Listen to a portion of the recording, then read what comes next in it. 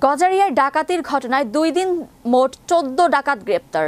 মুন্সিগঞ্জ জেলা প্রতিনিধি এস.এম. নাসিরউদ্দিন জানান, মুন্সিগঞ্জের ঢাকা-চট্টগ্রাম মহাসড়কের গজারিয়া অংশের Baluakandi the Zia and brothers store ও স্ট্যাক ইয়ার্ড নামে একটি ঠিকাদারি প্রতিষ্ঠানের সেন্টার ও স্টোরে কর্মকর্তা-কর্মচারীদের বেঁধে সংঘটিত ডাকাতির ঘটনায় পুলিশের অভিযানে বৃহস্পতিবার পর্যন্ত আরও 10 জনকে গ্রেপ্তার করা হয়েছে।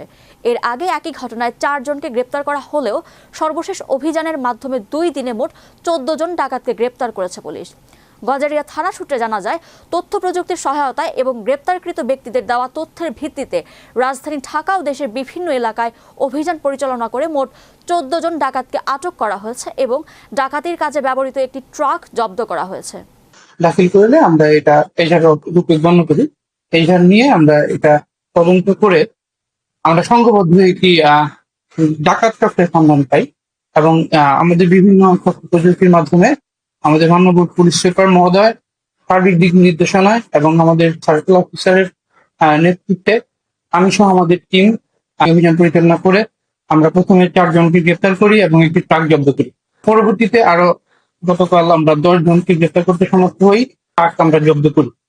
আমাদের অভিযান এখন পর্যন্ত অব্যাহত আছে। আমরা লুণ্ঠিত মালামাল প্রতিটি আমরা জব্দ করতে পারবো বলে আমরা বিশ্বাস করি।